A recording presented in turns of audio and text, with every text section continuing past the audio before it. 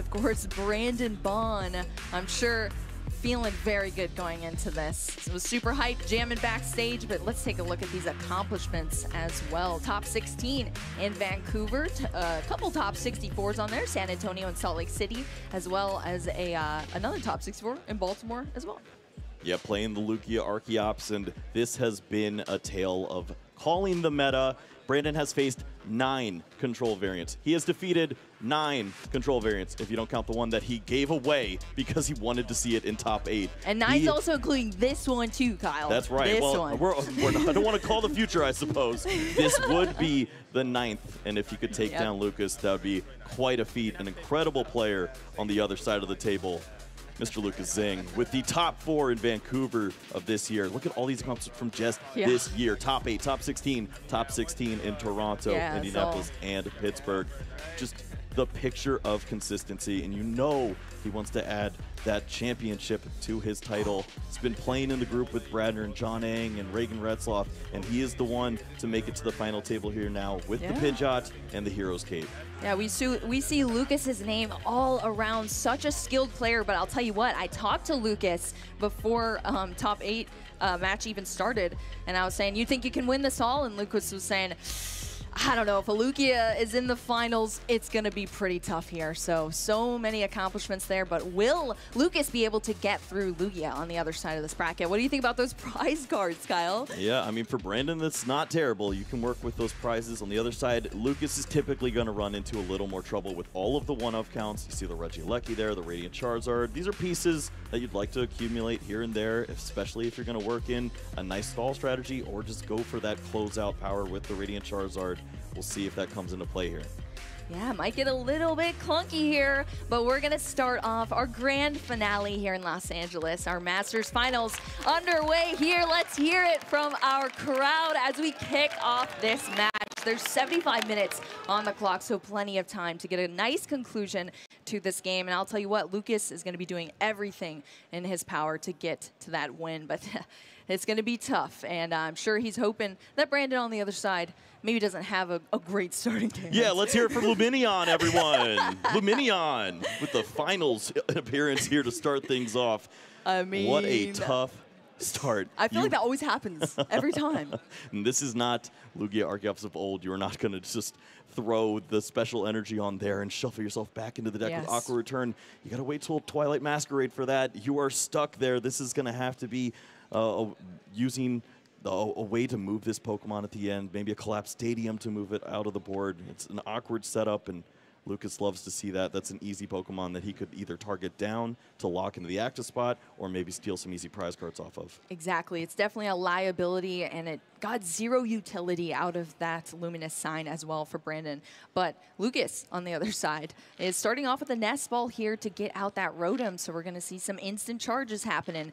Okay, so on paper here, Kyle, looking at this matchup, I mean, we already know that Brandon has played through 8 control decks, has won every single one except for the one that he intentionally conceded going into top 8. So what do you do against this deck, Lugia V-Star, if you're Lucas? Like, what are your routes here, Kyle? Well, that doesn't seem fair. we can try to piece it together. Well, ultimately, for Lucas, give yourself as many cards to work with. Go into that Pidgeot as soon as possible.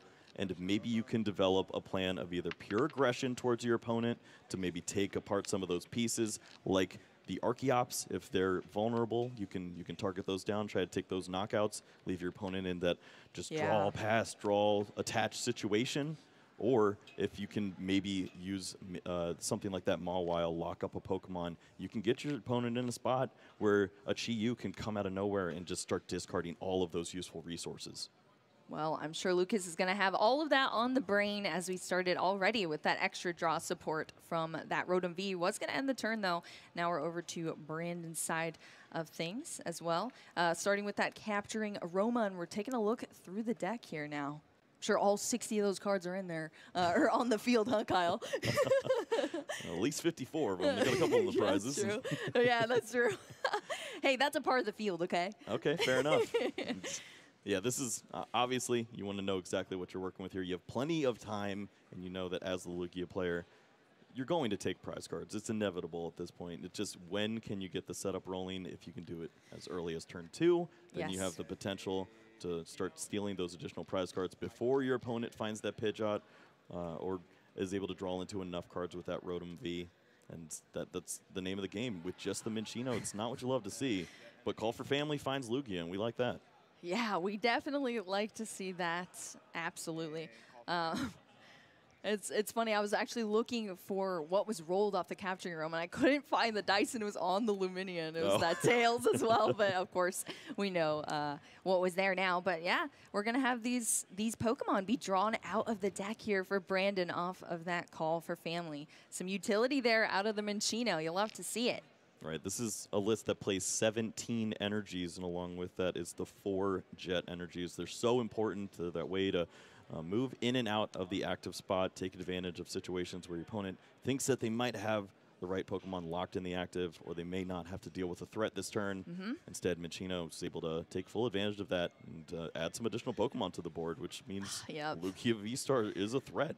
It is so nice to see, and I feel like a lot of people might be wondering, you know, how did Lugia get to this point here? And I mean, you know, it's a lot of control out there, but I just want to point out, Brandon said, I'm going to go against what everyone's saying about how bad Lugia is, because I feel like it is going to be a strong field of just a ton of control. So that meta call was amazing here. And now look at this finals there for Brandon. Lucas here playing off of this Arven. It's going to grab that Forest Seal Stone, going to have access to anything in the deck.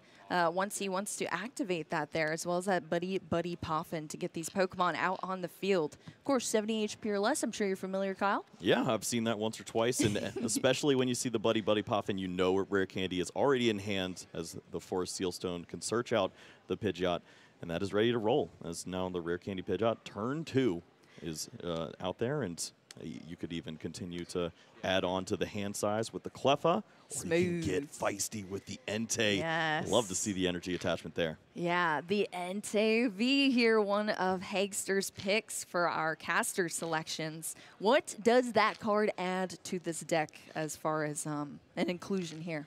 Yeah, well, not only is it a great answer to Dialga V-Star, as we've seen it start to raise in the meta, we've seen that percentage continue to rise up, but just having an attacker in this deck can be so important. It doesn't have to be Rare Candy into Charizard. It doesn't have to be after all the prize cards fall, Radiant Charizard starts to work into the mix. Instead, now you have this answer where your opponent has to deal with this threat, and that's just 2 free prize cards for the Charizard to come back out and start dealing 240, which is a lot more relevant of a number.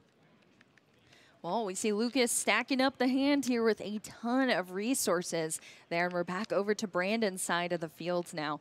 It's pretty wild to see only 1 card has been played here so far, but hopefully we're still sitting pretty depending on what is going on with this hand. We're going to start things off with an Ultra Ball.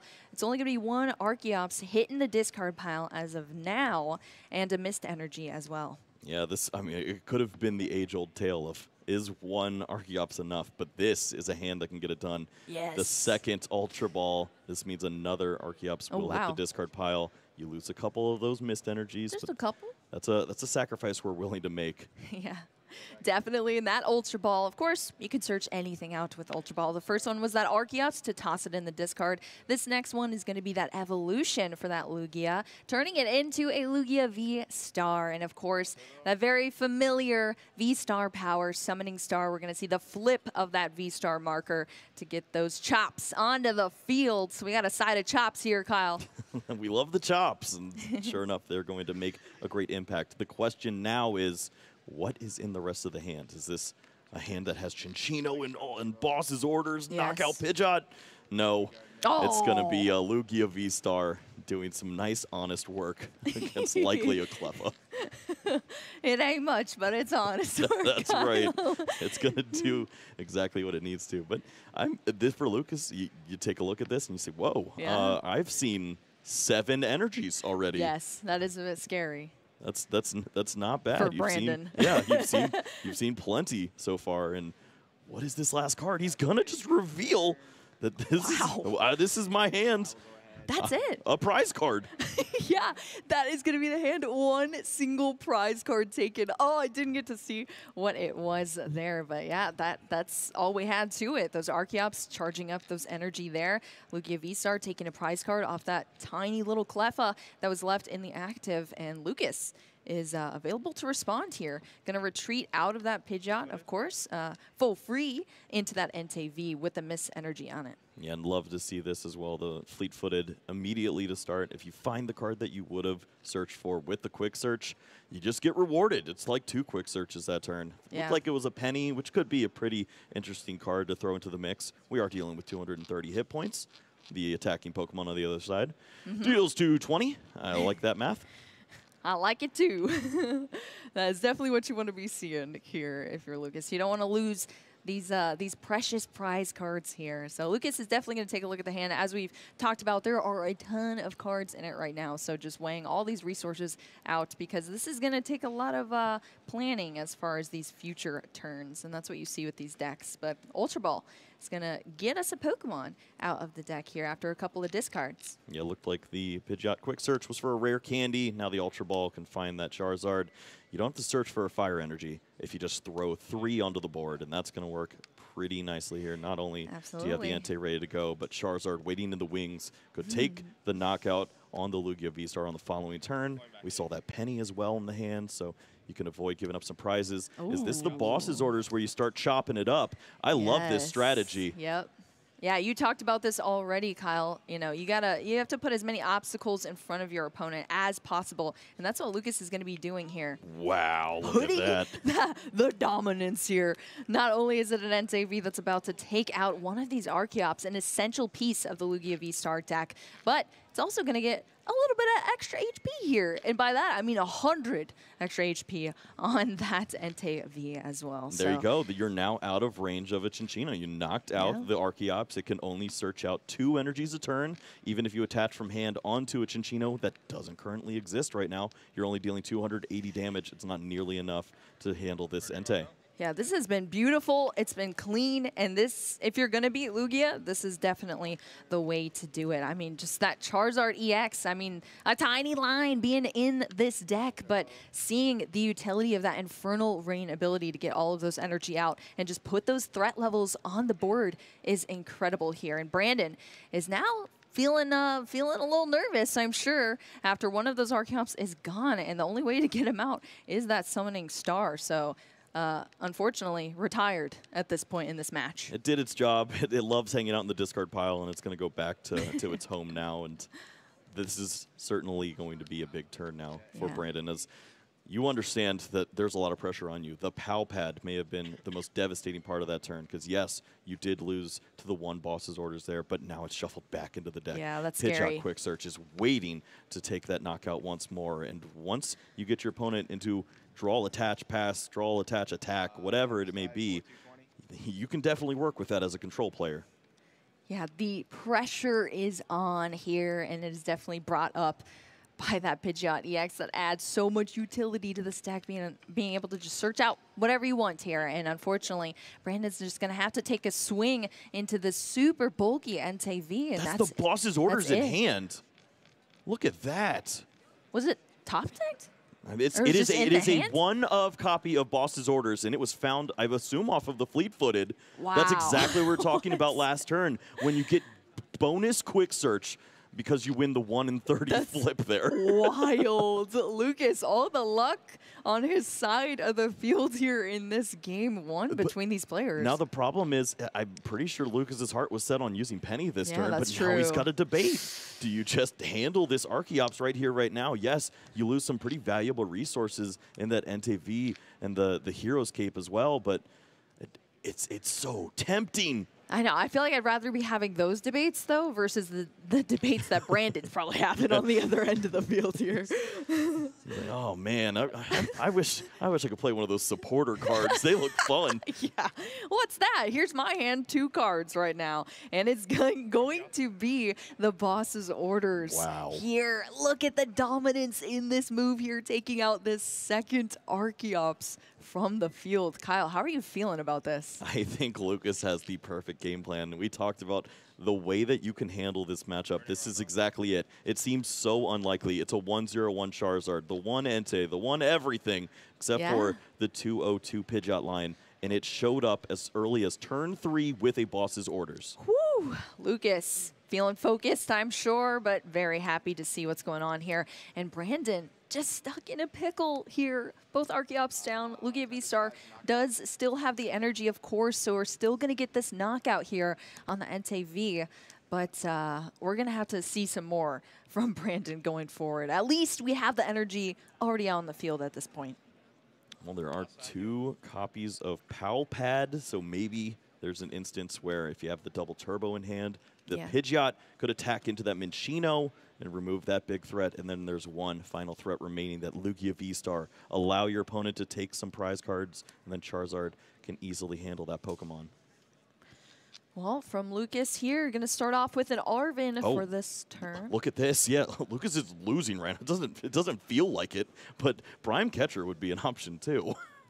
Oh my gosh! Wow. Yeah, there's a lot here that we're working with, Kyle. Or counter catcher, excuse me. Yes. Yeah. I guess technically either one, but yes, I know what you meant, Kyle. Yeah. Your favorite.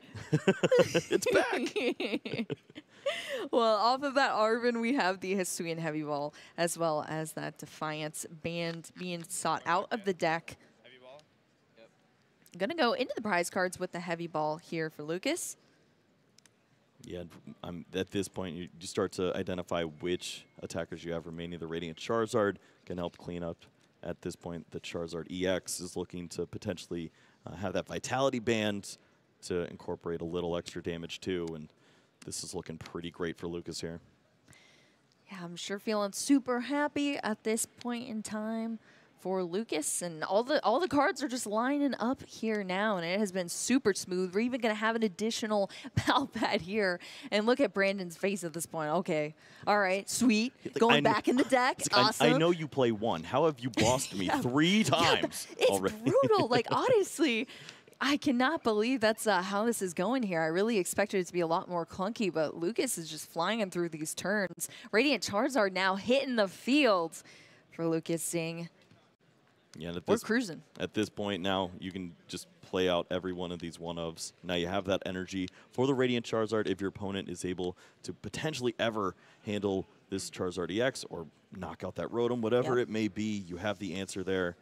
And Lucas even has the backup plan of Pidgeot with the double turbo to knock out some of these smaller Pokemon on the bench. Yeah, this is like the third backup plan that we have at this point, Kyle. There's so many answers. You could throw the energy on the Radiant Charizard if you want, so that you can incorporate that a little sooner. They're all winning lines. Exactly. We're discussing multiple winning lines over there on Lucas's side, but then for Brandon, losing another Lugia V-Star here. 2 prizes down for Lucas. Only 2 left to take to taste this win in this game. And Brandon just looking at a little Minccino, and really not a lot of cards in the hand either, huh, Kyle? Yeah, he's maybe going to taste the special sushi roll coming up. Minccino finally has an opportunity to see the board, but you have to combo that with boss's orders to take a relevant knockout here, and even then, you're still 1 prize short, and you're attaching a single energy per turn. Which Pokemon gets the job done? This is no longer a list that has Radiant Charizard. We're going to move on to game 2 already. Incredible showing there from Lucas. And that's going to be it for our game 1. Lucas is taking things down here with the control deck. And, I mean, we've gone over this so many times. Brandon has gone through a variety of control decks back and forth, and still Lucas stands in the way. And I guess I should say this, because I talked to Lucas, and, you know, he was saying, yeah, I don't know, it's gonna be a tough finals if I have to face off against Lugia. But you know what else he said, Kyle? Let's hear it. He said, I'll just play better. Ooh, sign me up. It is on me to change my fate, and I love hearing that. He has that opportunity now. Of course, we saw how everything can go right in this opening game. Was able to find the turn 2 Pidgeot. It just searched into everything perfectly. The Entei lines up so well with the math there in the beginning stages. Brandon really just did not have an answer, and when that boss is played back to back to back, you can't beat this. I mean, it was incredible. It was a quick game as well. You know, I thought it'd be quick in the other direction, but it really was not. I mean, the Cleffa was removed from field there with that play from Brandon, but hitting the discard pile. I'll tell you what, it lost a lot more on the side here was that Archeops hitting the discard pile for Brandon, and that was Lucas's strategy here. Take out these Archeops, debilitate my opponent completely so that there is no strategy in the late game of winning this. Versus what Lucas was doing here, lining up all these attackers, having several backup plans so that no matter what happened on the other side of the field, Lucas was ready to respond. And that is what got him the win here in our game 1. It worked out so well. We see Brandon's deck is called Big Lug. That's what he's named this deck. Big Lug. You know ready what he to forgot? slug. What? He forgot the chops. I know, little chops. Exactly. When you show no respect to chops, the chops are punished. Double fire energy in the prize cards could be a little awkward there for Lucas. And the Entei as well, the MVP, along with that Forest Seal Stone. Where we ran out of the rest of the deck list over here. I was about to say, how many energy are in there? Oh, wait, we printed this off, and it's 2 pages, and I don't have the other page, so I can't see the energy amount. That is funny. Well, oh my gosh, look at this, Kyle. What just happened? This is my favorite stalemate. Oh. You can't knock me out. Yeah, that was it, though. It's just a pass with the Mimikyu there. Yeah, you can't knock me. Do something. Yeah, nice little guarded Mimikyu there in the active position. And Brandon now on. This is our turn 2 of the game here, but turn 1 for Brandon. Gonna Ultra Ball right away, but that is 2 evolutions hitting the discard pile already here for Brandon. Refresh me on the prize cards, Kyle. Anything wild? Those fire energies was the only thing I noticed. Nothing crazy for Brandon, Brandon seemed like he was going to have a fine game here. Now, you see the Ultra Ball. Likely these Ultra Balls are going to find an Archeops, and you may be reading the wind in a point like this. Maybe there's a supporter to go along with it. Yeah. But you have no pressure on the other side. No Rotom drawing additional cards. No Buddy Poffin. Yeah. To be Candy Pidgeot, Candy Charizard, Ka-Chow. It's not happening this time around. What is the answer here? Luminion could search out for that supporter to help out too. True, yes. We'll see what the choice is here for Brandon. Yeah, there is the option of a supporter since this is turn 2 here of the game. So we'll see what Brandon chooses to do, but it looks like it is going to most likely be this Luminion coming down onto the field. Yeah, depending on the rest of the hand, if there's another Ultra Ball, the Jacques would be an incredible play. You can search out both of those evolution Pokemon. Yeah. It looks like this is lining up just dandy. That honestly might be what is in hand. I don't know. The Pokemon are being laid out here. Oh yeah, that's exactly what's happening. There you go. Sign I couldn't me up tell for because some that was gameplay. that was a special artwork of it, but looks snazzy here for Brandon Ooh. Baughn. And I'll tell you what else is snazzy. These plays right now. This is exactly what you want to see as the Lugia player in this match right now. Ultra Ball discarding those 2 Archeops. After that, Jacques, of course, drawing out those Archeops. And this is clean. We just I love. Nice. Wow. That is so brutal here. I mean, we saw that call for family in our last game, and we're going to see it once again here from Brandon. Just for one. Yes, just for one. You're waiting for that, huh, Kyle? Don't do it. Just for one, Minccino here joining the board. But the opposite of what happened in the last game was Lucas had at least established a little bit more with that Rotom V. Now, it's just the Mimikyu active so far, but it's not over. It's far from over. We're going to start off with an Arven here, and Lucas is going to be keeping track of the resources and, of course, mapping out what is in the prize cards here. Definitely going to probably take note that there's a couple energy missing. Yeah, unfortunate to see there. It leads to not having all of the resources to take knockouts, and this is a threat.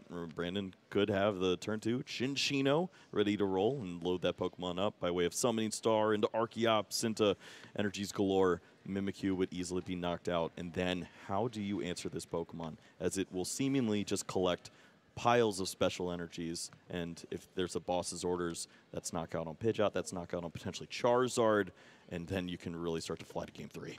Yeah, exactly. We've discussed how smoothly the last game here went for Lucas, but this is where things could get potentially a little more clunky as well. And if Brandon is able to have a nice, smooth, clean gameplay because Lucas isn't able to show that aggression, as we saw in the last game, could get a little tricky here. But Arvin is going to select that first card. It's going to be the item card, of course, off the Arvin, as well as a tool card coming out. Yep, this is where I put my Forest Sealstone, if I had one. It's in the prize cards, and this now means that the Rotom V is not going to be the recipient of that, which would have led to what? Maybe a Buddy Poffin. You could search out all of your Pokemon, draw 3 additional cards, and then you do threaten to have an attack or at least some search with that Pidgeot at some point. And instead now it's this slow pace. We're going to just instant charge and hopefully find some help here, because this is not how you win games. Yeah, that's tough too, because the Arvin was actually the very first card played like at all for Lucas, so there was really no knowledge until going into the deck from that Arvin. So it is just going to be the instant charge here. Oh, that's not the right one. Whoa. I was like, whoa, what just happened? Listen, I don't really play the video games here, Kyle, but I can tell you that I don't think the little mouse turns into Lugia V-Star. Minccino reaching for its true potential. Forget these sushi rolls. I'm out of here.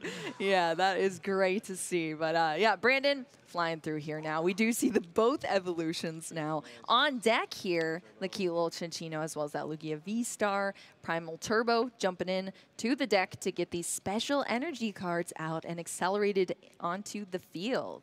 Yep, and of course, the Minccinos and the Cincinos are going to be some of your most valuable resources. They reach the numbers that Lugia cannot, so load them up, protect them at all costs, give them that gift energy, so that if they're knocked out, you can reach for those additional cards that turn into boss's orders or whatever you need to continue to draw prizes. Yep. And why not Iono your opponent after they just rotomed back up? Yeah, instant charge +3, and now back down here. 6 cards for both of our players after they shuffle their hands and put it at the bottom of their deck for each of them. Yeah, Cinccino just has so much utility. I mean, the Minccino with the call for family, you got the special roll. It's a 1-prizer as well. It's brutal. Yeah, Minccino's dusting your house and taking care of the chores. Cinccino's keeping you fed. It's a good tag team. Coming and out it definitely swinging. knocks out Mimikyus. That is for sure. Yeah, that's just another utility that you have from it. And then along with the gift energy as well, there's always some sort of utility that this cute little Pokemon is given to you. So we are just seeing, I mean, wow, this Mimikyu is going to go, and then it's just a Rotom. Yep, good luck. You have no energy to move this Pokemon. I believe it's just the 1 mist and maybe 1 or 2 fires that are left over after you look at what's left. Yeah, I mean, this just really shows the momentum swing here, because we're going to see that knockout now from Cinccino. And like we said, Lucas stuck with a Rotom. Let's see what that Iono was able to get. And Lucas of course, doesn't even want to see what it is. I was thinking that too. Oh, man, are they going to make me? He didn't even want to pick the hand up. Brutal, but the Radiant Sword's going to come down a Pidgey. It's just going to be a boss here to bring that V-Star up that has nothing on it currently. And that's it. Just the instant charge there from the Rotom V, and we're back over to Brandon. Well, this is important as well. Now, Brandon has options. You can either use the double turbo, retreat this Pokemon. You could charge this Pokemon up, but I think the one thing you want to avoid at this point is if you do have access to a Jet Energy in the hand, do not use it right now. Yeah. It's a way that you can put yourself in a trap. If that Lumineon ever gets into the tempting trap, you want to be able to move that Pokemon around and get those last few prize cards. Looks like Brandon's identified that. Clearly wants to take this knockout on the Rotom V and be up 3 prize cards here. Yeah, it's cosplaying a little bit as a Charizard deck, but it is control at heart here. And there's a lot of those tech cards that can pop out of nowhere and put you in sticky situations. But Boss's Orders is going to bring that Pidgey up. Rotom V, you're sent back to the bench here, and that Pidgey's going straight to the discard pile. Lucas just looking at this hand like, okay, what do I do now? Yeah, well, there goes that plan. And what do I have left?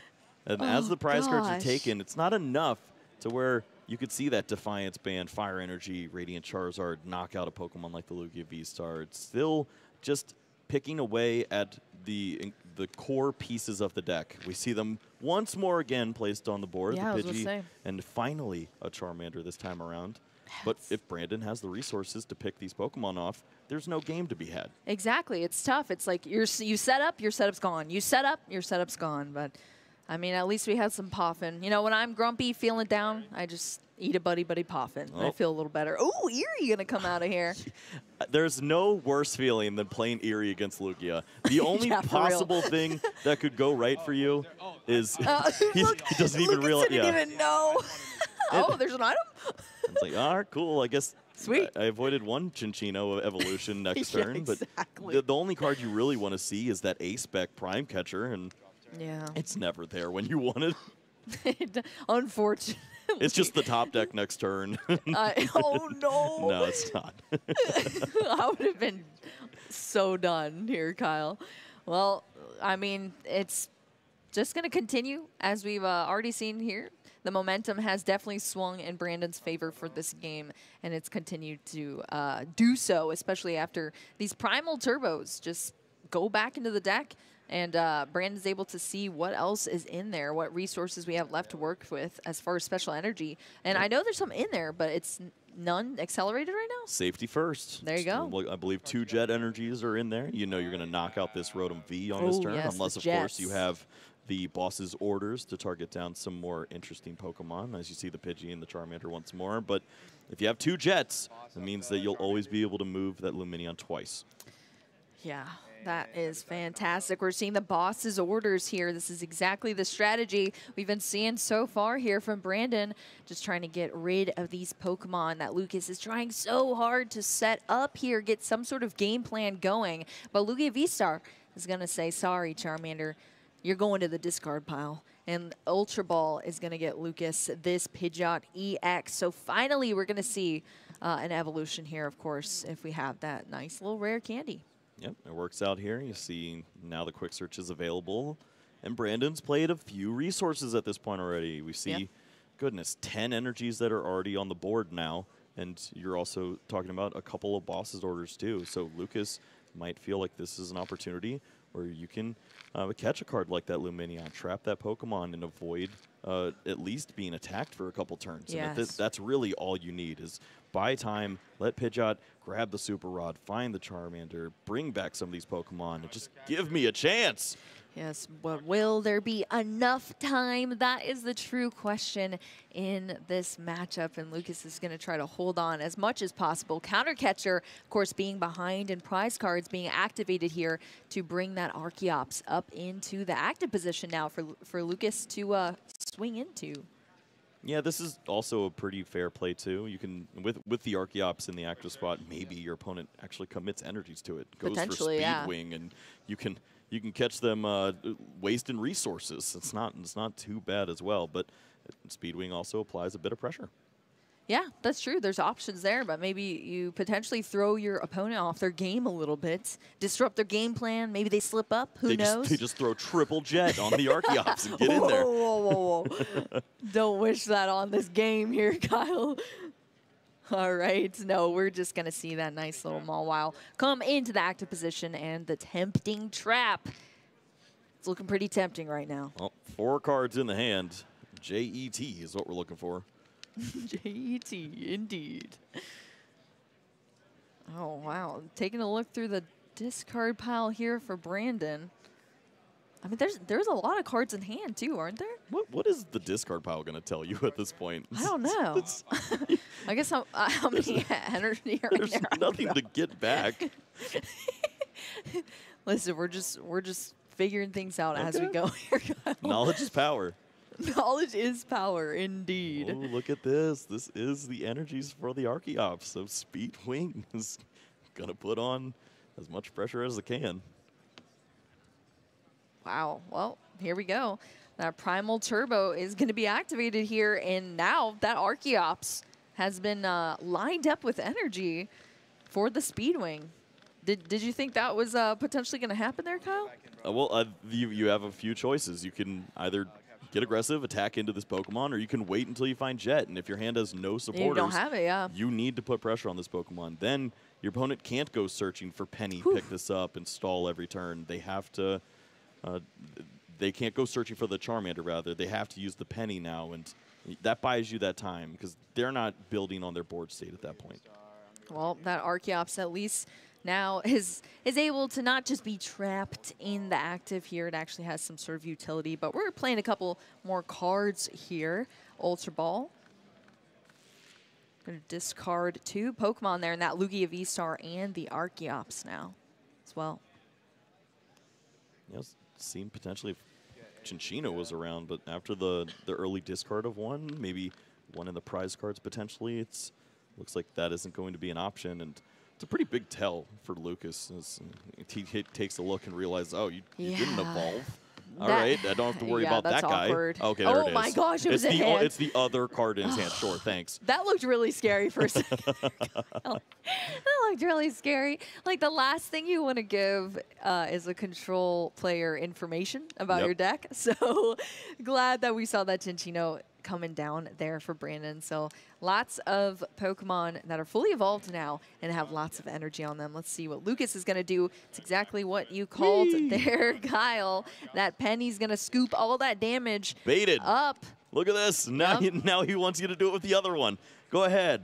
Play a Gift Energy. Play a Double Turbo. Put him on this Pokemon. I want to see, what, 15 energy on the board at this point? He wants to see every single energy so that he can try to lock up that Lumineon. Yep, this is it. The tempting trap has been activated again thanks to that Penny, allowing you to pick that Pokemon right back up and get it back down there. Archeops, once again. The other one. The other chop here. We got the Prime It's Catcher. Better than a Jet. It knocks out the bird. The bird here. The power of the sushi roll. The Chinchino now up in the active. Thanks to that Prime Catcher, as well as gusting that Pidgeot EX into the active for Lucas's side. This is an MVP play for Prime Catcher. Brandon has seen this time and time again on the stream. It's been Ionos from the opponent into Boss's orders. Now the Iono for himself finds the Prime Catcher. One prize card away and plenty of Jet energies to avoid the traps. I'm liking Brandon's chances. Yeah, this is beautiful here for Brandon. Thanks to that special roll, taking out that Pidgeot EX. 70 damage for each special energy that is on that Chinchino. That's an expensive roll, I'll tell you what. Yep, I can't afford that one. I'll go with the California. Well, we are going to see the counter catcher. Of course, Lucas well behind in this matchup to be able to activate that counter catcher, get Lumineon V into the active position now. But we know Brandon's got a little more tricks up the sleeve, potentially. They're still remaining in deck, but are they in the hand? My favorite, the discard pile check. Just checking. Who cares? It's not a Jet energy, and we have not seen that yet, so this Pokemon's still remaining. Great Ball potentially could find an additional Pokemon that you can throw into the hand and have thinning out your deck here. A couple more resources. Thinning is weaning. Yeah, the new saying. Thinning is weaning here. Thinning is winning for sure. And that is going to be a Great Ball, getting another Pokemon out of there. Brandon just needs to hit a couple more things here and take home a victory in this game. Only one prize card left to take. But unfortunately, the trap is activated right now. There's with that Lumineon. So many opportunities here. 7 cards here for Brandon. Can we see a Jet energy? Where's my boy Blue?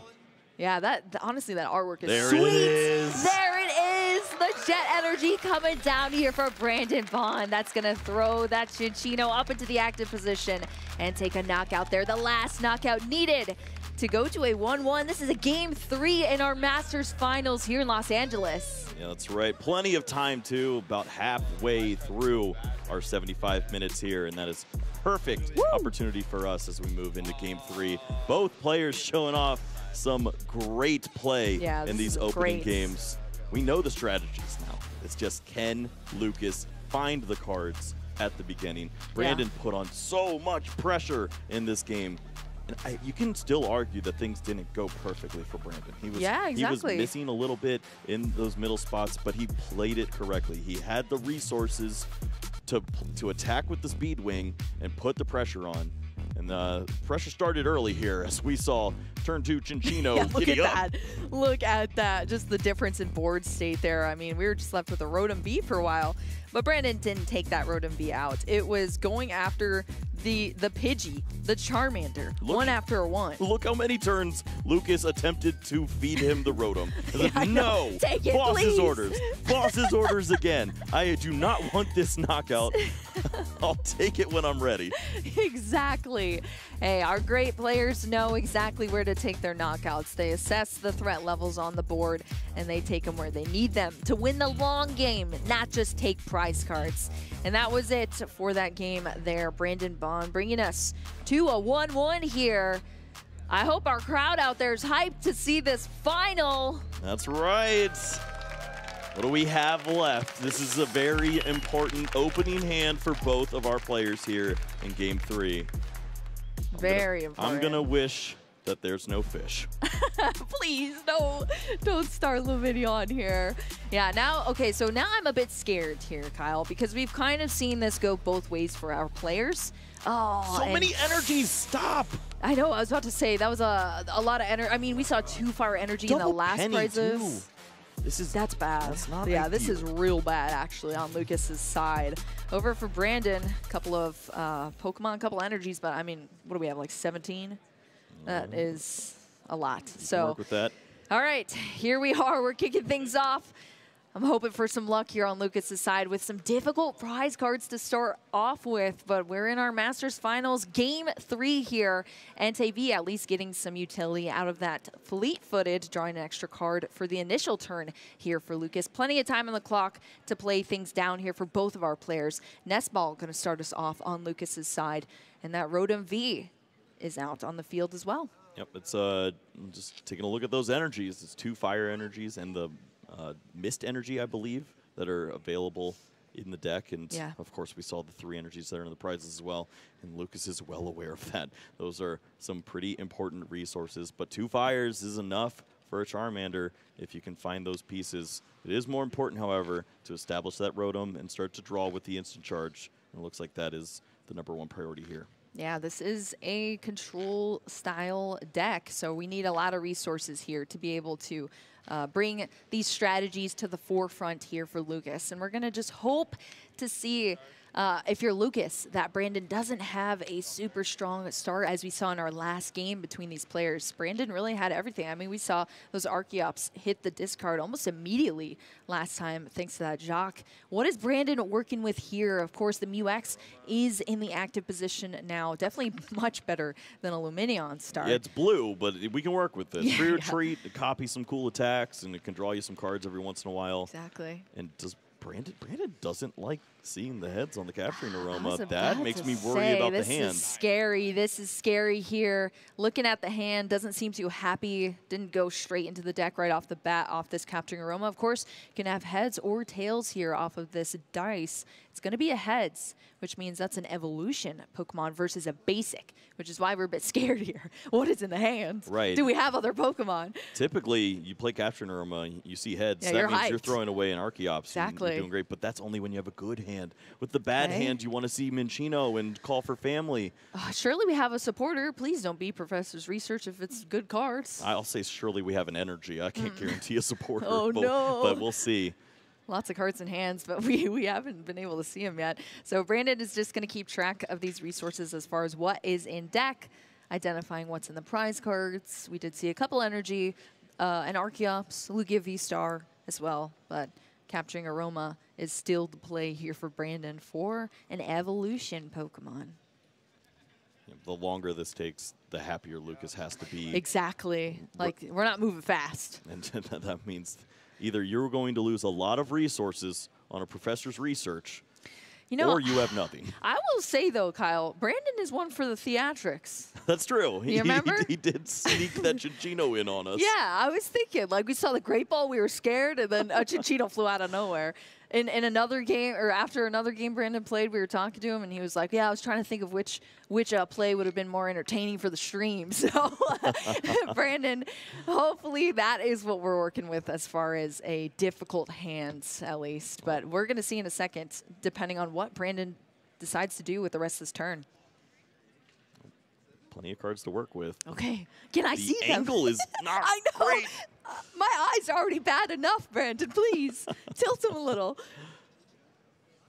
All right. Oh, wow. It's just looking like energy potentially coming down onto this Mew EX. I mean, this is soap opera level. Yeah, what is happening? On the other side, Lucas drew into a fantastic hand on the Rotom V, so he's just grinning ear to ear on that side. What is happening? It is the Serena to discard. Wow. To how many cards? 2, 3? That is brutal. Yeah, I guess there's just 2 left in hand. Is there a drawing basic up to Pokemon? 5. Okay, thank you. Wow, yeah, that is tough. That is the basic Pokemon we were looking for here, found off of that Serena for just a couple of cards, stacking the hand up to 5 total in the hand, but that's it. It's just the energy down, the mist energy down onto the Mew EX. Lugia V now on the field. But Lucas is on the other side here. Tons of cards in hand now, thanks to that instant charge on the last turn. We do have the fleet-footed still as well. That Pidgey is ready to get evolved into a Pidgeot EX, and that's happening right now on your screen from a Rare Candy. So lots of card potential here for Lucas, and the push is in Lucas's hands here to take the momentum in this game 3. Yeah, I mean, if you can move the Entei, you could attack with the Pidgeot and start putting pressure on the Mew if you wanted. Well, actually, you can't. It's the double turbo that's in the prize cards, you're right?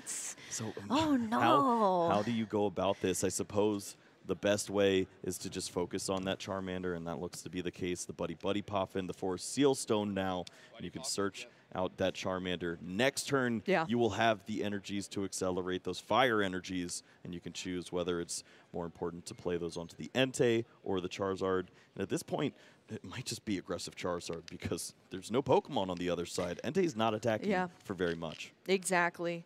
Entei is not attacking for very much indeed, but Charizard definitely would be. And, you know, Lucas is, I'm sure, very well aware of the energy that are still in deck, what is in the prize cards as well. So you know that he's formulating his strategies here around that. Forest Seal Stone is going to be played down onto that Rotom V, allowing it to actually have a V-Star power in the Star Alchemy. That's why we see that V-Star token being flipped now. Any card that you'd like being drawn out of your deck. So it's a quick search, but in a tool. So double quick search, really. Yeah, valuing the mist energy in this spot, which is a little odd because next turn, likely you'd think that you'd have access to the Rare Candy and the Charizard. But safety first, if you don't find any of those pieces, then next turn the quick search can just go for a fire energy, and you can attack with the Entei. So a little bit of a hedge here. We're stabilizing. We're stabilizing. All right, we're over onto Brandon's side of the field now. Let's see if Brandon can stabilize this match here. We already have 1 Archeops in the discard pile off of that Serena that we saw played in the first turn. Lugia V also came down, thankfully, so we'd be able to get into that V-Star if it is available here for Brandon. But this is looking just as brutal as far as choices go. Yeah, I mean, he showed off like 6 potential actions with the way his hand swung around, so he's got something to do. But Lumineon looked to be the primary target this turn to at least get the ball rolling. Yeah, it just looks like there's a lot of debate. Maybe Brandon potentially getting in his head a little bit in this matchup here. I mean, it just looks grueling, every single decision that is being made on this side for Brandon. But Lumineon V is going to be the decision here. That is made. Luminous Sign being bringing Jacques out of the deck. With the Jacques, you can search out, find that Archeops. You can get those evolution Pokemon that you're going to need. And so the Lugia V-Star, it may be one of those missing pieces we saw. I was about to say, we already have 1 Archeops in the discard pile. So 1 Archeops here off the Jacques, as well as that Lugia V-Star. Sometimes, well, usually we see the double chops, but it has some other utility there in that evolution of the Lugia V. Yep, this works out just fine. The issue now is you have no Pokemon that really challenges this Entei V, 230 hit points. Even if you have the double Archeops, the likely answer will be the Lugia V. This is a slow approach. There must not be a supporter. This is read the wind, discard the Archeops for 3. Read the wind here. That is it. Wow, that is tough to see here, but that's exactly what we're going to see. Just the draw 3 cards now off of that Read the Wind after that Jet Energy brought the Lugia V into the active position. Lucas going to start off with a draw for turn, a fleet-footed. We're seeing the energy come down now onto that Entei V for the turn as well. Straight into a quick search, or no, Hisuian Heavy Ball first here. Yeah, so you can't grab any of those energies, although you certainly would like to. Honestly, I still think shuffling up the prize cards hopefully is better because I think we will see. It is very important to see where they lie. Yes. These prize cards may be indicative of how the rest of the game goes. Exactly. Those energies are so vital to closing out. Yeah, at least the Hisuian Heavy Ball is going to be put into those prize cards. Hopefully not on the bottom if our players are taking from the bottom up as far as prize cards goes, but that Pidgey going to be drawn out of there. Hisuian Heavy Ball, okay, I'm liking it, I'm liking it. Very nice here. That is much better. The Heavy Ball's up at the top and the energy are down at the bottom. So once we're seeing those prize cards be taken, Lucas will have much more to do with this deck as far as the availability of those energy cards to charge up these alternate attackers here. Now we're going to go in with the quick search. Lucas has anything at the ready here from that nice little quick search. Takes a while to get into it. You got a rare candy into that Pidgeot EX, but there's so much utility that it holds for the rest of the match for you. Arvin is going to be played here now for Lucas, grabbing that rare candy. Yep, just finding some additional resources now. The Defiance Band too, if your opponent does finally start to push the aggression, target down some of those other Pokemon, as Entei's likely not to fall anytime soon, but at some point, maybe, Brandon will be aggressive. But ultimately, thinning out the deck here is important. It means every fleet-footed, every quick search just gets you closer and closer to finding the right resources to close out. Yep, playing this like a champ here. I mean, that hand is huge. Lots of resources here that Lucas has been collecting over time. And how are you looking at this game here from here on out, Kyle? How do we rescue this? I mean, it could be worse. If Lucas didn't use the Forest Sealstone for the Mist Energy, this turn it could have been Rare Candy into Charizard, double Fire Energy on the Entei attacking, and then you have that threat. The Charmander is still a Pokemon that could be knocked out at some point, so perhaps if Brandon's able to target that down in combination with finding the Archeops, there's a bit of an avenue there to come back, but Minccino is a very big piece that we need to see in that final spot of the bench. Yeah, we need to start lining something up here for Brandon as far as the late game goes, especially now that we already have damage out on the field on this Lugia V-Star as well. But that the Primal Turbos are going to start flying here now for Brandon after, of course, that Summoning Star has brought out those colorless, no rule box Pokemon and the 2 Archeops from the discard pile. So these special energies are going to start flying here. It's just which ones will be attached where. It's going to be a gift and that double turbo energy onto this Lugia V-Star. Yeah, the gift energy seems to be a fair play, especially when Lugia V-Star likely to be knocked out at some point soon. But you got to use some cards. Yeah, the problem is I think there's like 6 cards already in hand. So that's what I'm saying. Play the hand down a bit. You got to play it down, and it doesn't work out right now. How this hand is this big and still does not have a Minccino is beyond me. Yeah, I mean, there's so many ways to search out Pokemon usually for these Lugia decks, so it is pretty surprising here. But maybe Brandon's holding on to something that we just haven't seen here, guys. He is. There's an Ultra Ball in there. Oh, my gosh. But we'll let Morty see what he's found. Morty's conviction here. You know, whenever your opponent Lucas had to verifies what your card does in finals, that's a moral victory. Exactly. That is so funny here. I was talking to Kyle saying, oh, they still play the Morty's Conviction, right? Kyle was like, no, that card's trash. Absolutely not.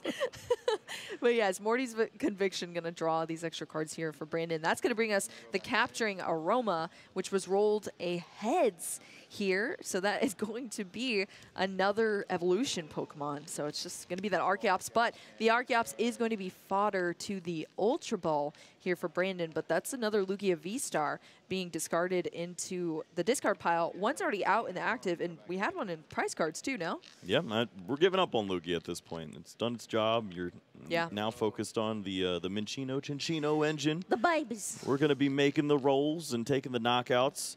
Important to note that 20 damage is not on the Entei. That was a capture and roll flip. I know. It keeps happening like that. I don't want. Well, thank goodness there's a double turbo on the Lugia. Imagine a fake knockout happening here. Oh my gosh! Yeah, that would be brutal. It's like I don't remember you tackling me. Yeah, wait, where's the 20 damage? No, Brandon's done a great job of moving that dice out of there after the roll. Always seems to land on the Pokemon somehow, but Mist Energy going to go down as the attachment for turn onto that Minccino on the bench, getting it ready to start rolling here, no pun intended, and then we're just going to be swinging into this Entei V with this Lugia V-Star Tempest Dive. Of course, that double turbo nerfing the damage output just a little bit there for that Lugia V-Star. Now we're over to Lucas, and we're going to start off with the cutest Ultra Ball I've ever seen.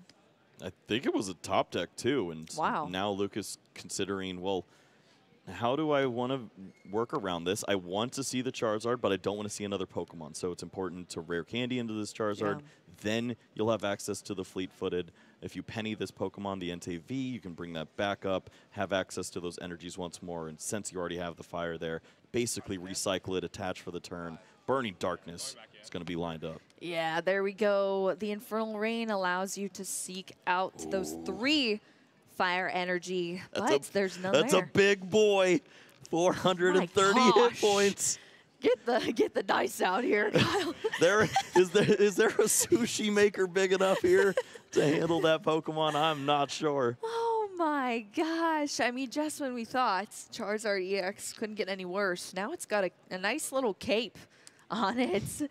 And yeah, that is brutal to see here if you're Brandon having to work with just your Cinccino as your attackers. It's exactly what Lucas wants to see. Lucas looking pretty pleased here with that, at least. Well, Lucas definitely has some thinking to do here, as you can knock out this Lugia V-Star, take some prize cards, and you probably feel pretty comfortable. You could also move to your Charizard EX, and you have plenty of hit points. But if you knock out this Pokemon, you know that your opponent is only dealing 200 damage each turn, and that is much more reasonable for you to deal with. You don't have to see your opponent find upwards of, 8 more energies on this Pokemon and knock out a Charizard EX. It'd be terrifying. Terrifying indeed. Yeah, and especially when you have options available in your supporters to kind of work around the damage being output on your field. Of course, a couple of penny are in the prize cards too, but there's 3 in the list. It feels so counterintuitive at this point. As a Pokemon player, you love the prize map. You love knocking out all of the 2 prizers, and you could go back to back to back, take all those Pokemon off the board instead. The greed. It's just this little dusting mouse. He's terrifying. What is the play, though? Is it boss's orders or is it penny? Just cleaning up here. Yeah, that is the true question. Don't mind me, boss. Yeah, don't mind me. Oh, it's got to touch the field here. And it's going to be the boss's orders here. Is it Archeops? It's Archeops here. Going for the old strategy was that the here. debate? Wow, yeah, it's going to be the Archeops. This play doesn't work like it used to in the previous game. There's too many energies in play. You still have to play against the Cinccino. Oh my gosh. So I mean, clearly it could work. You have to chain together back-to-back boss's orders. You could go after that second Archeops. There may be enough time, but the clock is ticking.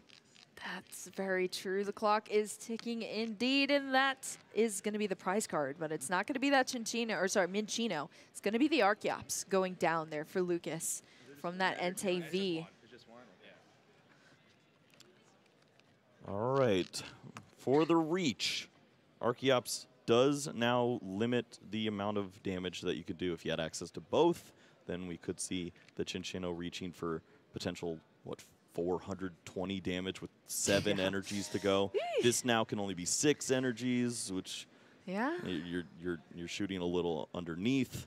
It can't knock out the Charizard EX, but it still could go after a Pokemon like that Pidgeot, which Lucas is hiding. Hiding over there. Brandon identifying it is still there. We see it over there. It's just subconsciously like, do not Please. go after don't my look bird. over here. Nothing's over here. Yep, it's going to be that jet energy is what brings this Chinchino into the active position now. And this is the difference. This is a Pokemon that is a viable threat that can knock out just about anything on the field, especially next turn. It will threaten that Charizard EX. So you can't target the Archeops on the next turn because you're going to lose 2 prize cards. Yes, yeah, I mean, it's definitely kind of awkward here now, potentially for Lucas, that Chinchino. 4 special energy attached, 70 damage for each energy there. We're also seeing this Primal Turbo now for Brandon, looking through the deck here. For these other couple of energy. Yeah, the question is how many energies do you feel like committing to Chinchino?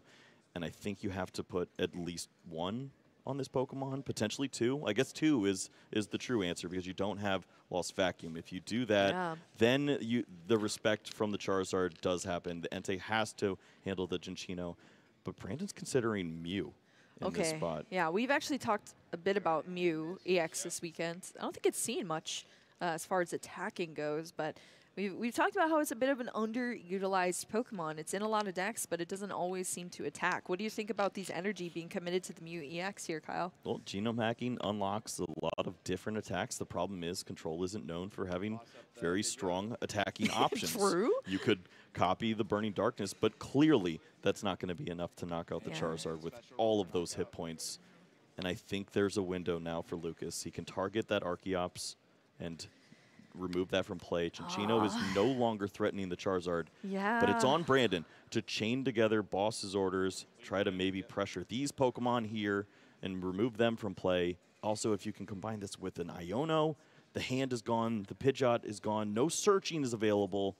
Who knows what happens from there? Exactly. It's going to come down to what cards can both of these players draw now. Thornton! Yep. Surprise!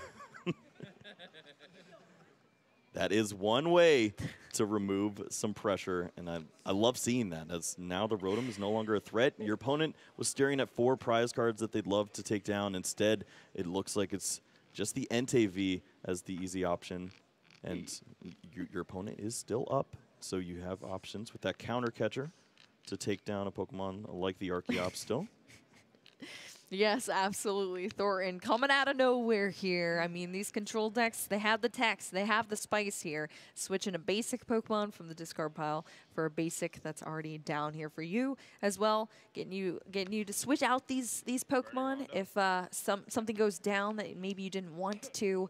And this is going to be a huge turn here for Lucas, taking out that threat of the Chinchino that had all those energy attached, committed to it there, but not enough to be a bunch of energy there.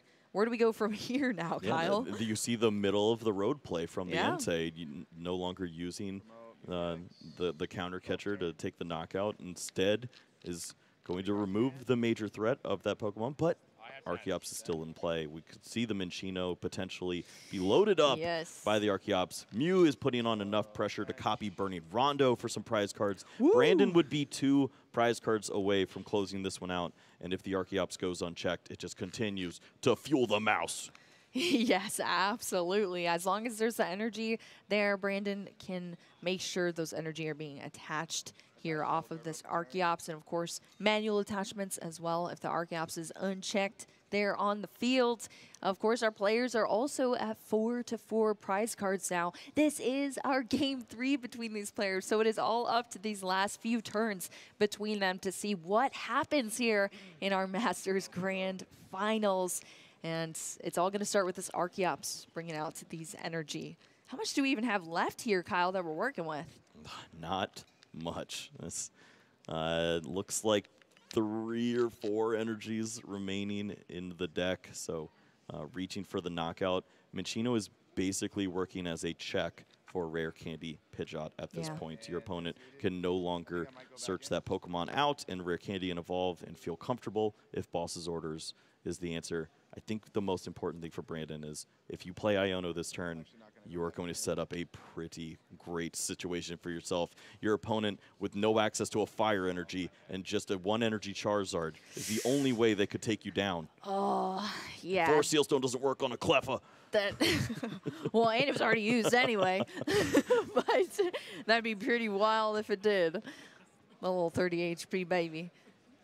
But all right, yeah, this is it. Oh, it's in the hand. It's ready to go. Has the Iono here. That beautiful full art. Iono looks like debating playing it. He's going to put it down. Yeah, Kyle, play it, play it. The crowd is clapping for that Iono play. And that's huge. We didn't see the way that Lucas drew the cards, but I'm presuming that the fire energy could have been one of the cards found. So yeah, at least it's back in the deck at this point, but it's waiting on the bottom. There's no search ready to go at this point. Yeah, 4 cards for each of these players, but those hands were shuffled, put to the bottom. Who knows what Lucas has in hand to work with. But Brandon here is going to bench another Minccino here and check the discard pile. the biggest waste of time. But you know what? You've accomplished enough. You've earned it, Brandon. Hey, you want to make sure you're not making any mistakes here in our grand finals. Capturing Aroma going to be played. We're going to see that heads here being rolled, bringing out an evolution Pokemon. That's what we like to see. Yep, the Minccino is in there, but failed it. Brandon does not want that. And this may be that the Minccino's already in hand. You could potentially draw an extra card with this Mew if your hand is low enough. Yeah, we know those like to pop out of the hand every now and again. Surprise! Surprise here. You got a Thornton? I already have it in hand here. But yeah, we're going to see that restart here from the Mew EX, drawing 1 card. Of course, up to 3 in hand, so 3 total cards now in hand for Brandon. Whoa. All right, so it's exactly what you said here. Burning Rondo being used against Lucas, unfortunately, from that Mew EX, copying the attack, taking the knockout here. Lucas reads the mist energy. He's like, does that save me? I need some help.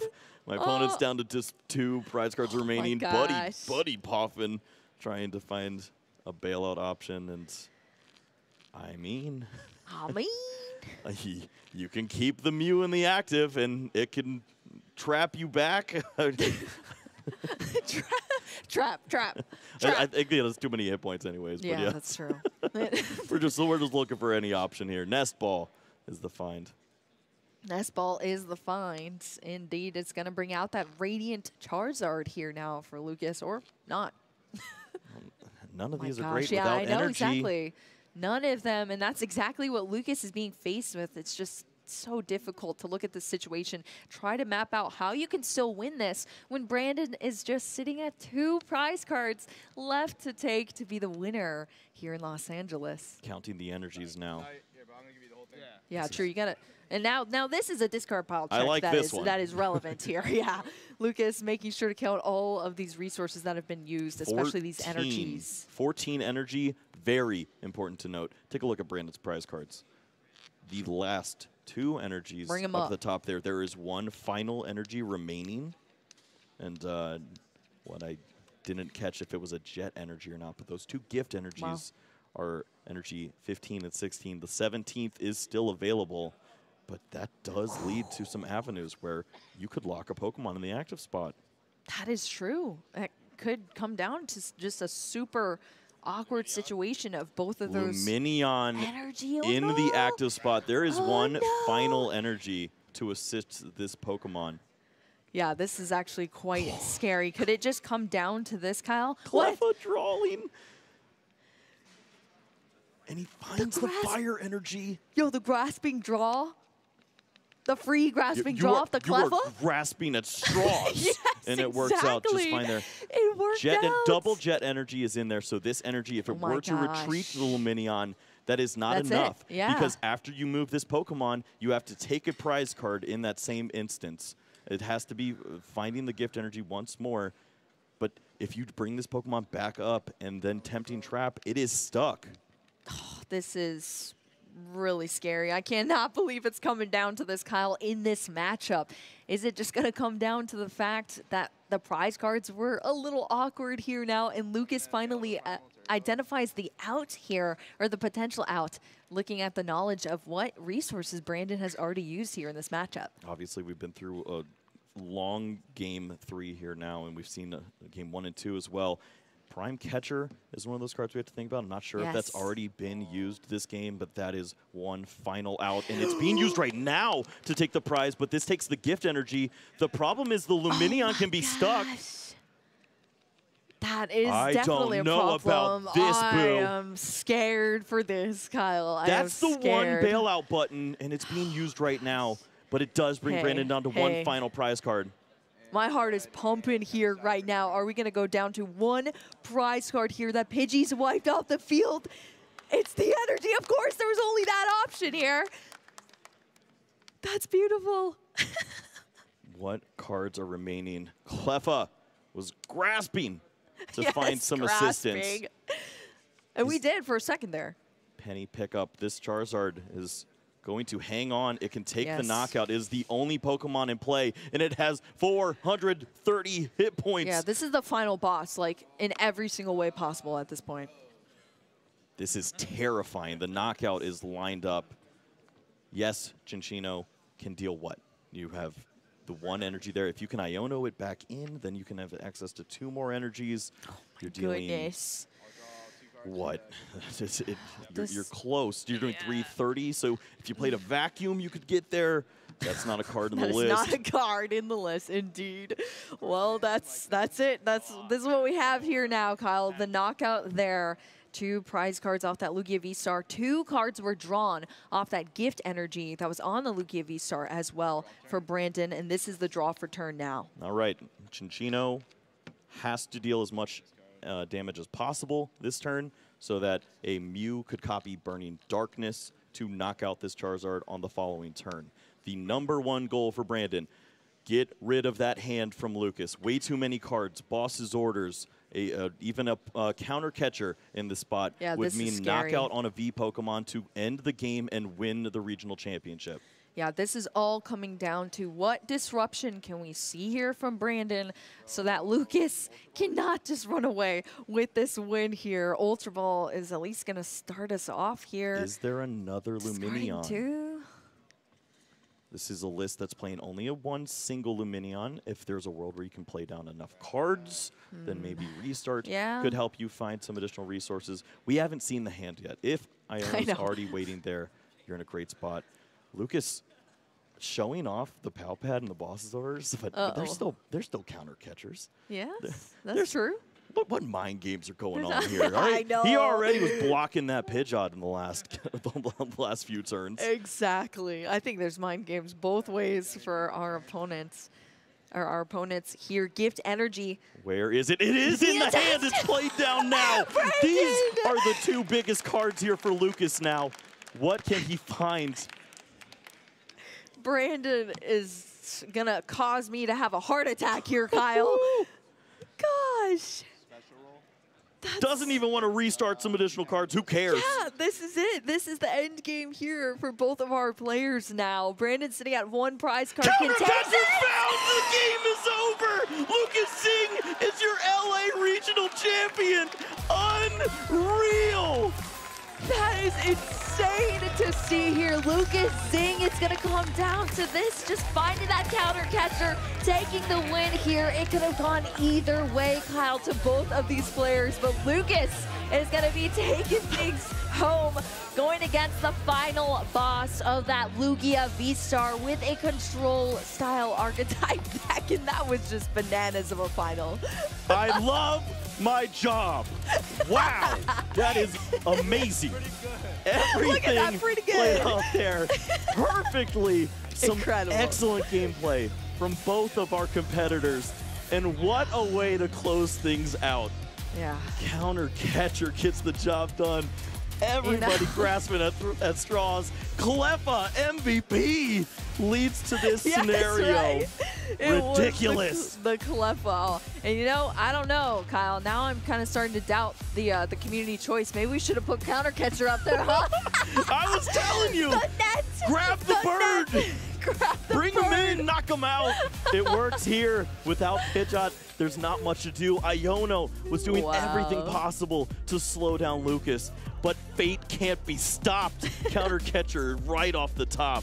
and it gets the job done. Oh, yes. Let's not forget, that was our third game. We went all the way to 3 games, and it went back and forth for our players here in both of our games. This is checking out our game 1. Lucas looked unstoppable in this opening game. Turn 2 pitch out, turn 3 Charizard, attacking Entei V and Radiant Charizard ready to go in the wings. Yeah. Nothing was going to stop Lucas on that opening game. That made me scared for sure heading into this game 2 because that was such a dominant showing there from Lucas. We go into that game 2 though, and it was the opposite there. Brandon was able to kind of take the attacking into his own hands, target down those important Pokemon on Lucas's side of the field, and just really debilitate Lucas's deck, let him not go anywhere in that game, bringing us to our game 3 here, where honestly, it went back and forth the entire time, Kyle. This was a pure chess match the entire time. It was. Every single resource was accounted for. Horrible prize cards at the end there for Brandon, those final 2 energies, but was able to make the most of it. Finds the Mew as an attacker, able to copy down the Entei, go down to 2 prize cards remaining, and when everything's on the line, you have that Lugia to take down, go to 1 final prize card, you have the gift, but Lucas switched gears. He finds the penny, he picks up his final Pokemon, and it's Charizard against the world. The final boss. Brandon recognizes this. Yes, he loses one of his major attackers, but with the Iono, he's able to play down once more and have that Cinccino to attack in, and Lucas sees on the very first card that he's gonna win $10,000. Oh, that top deck for $10,000 here for Lucas Xing. It does not get better than that. And we saw that emotion there for Lucas as well after that win. I mean, we love to see pop-offs here on the TCG side of things. You know, our game's a little slower. It's a little more anticlimactic at some points, but there was nothing anticlimactic about all 3 of those games here in our Masters Finals in Los Angeles. And I could not think of a better way to end our season as far as our regional circuit, huh, Kyle? Right, there may not be a more deserving player than Lucas as well. Has played so well throughout the entirety of the 12 regionals. The opportunities have been there. Top 8, top 4, top 16, top 16. Finally cashes and is able to find a championship here, and what a great way to do it. I mean, both players played incredible, and it's there's nothing else to be said. Yeah, you love to see that. I mean, all the stops were pulled out for both our players. It was incredible gameplay, incredible setups both sides. We saw the full potential, really, of both sides of the deck as well. We saw it go one way, then the other way, and then the last match was both ways the whole entire time. It could have gone either way there, and it just came down to that Iono there, and Lucas being able to find that last piece needed to take things home. But as you said, I mean, Lucas has been kind of grasping at a championship title like this for a long time. We've always seen him up in the rankings at so many of our regionals this season. You saw the records standing out there for 2024, so many placements here and there, but there's no placement like number 1, huh, yeah, Kyle? It works out very well. We've talked about Lucas before on the stream. Obviously, he's been on many times, and I found myself questioning him one time when he was on the stream very recently. I'm like, I know this player very well. I've seen him in all of the different crowds. He hangs out with the right players, and he plays good decks very well. But what do I know him for? And I just couldn't find that answer. And sure enough, he answered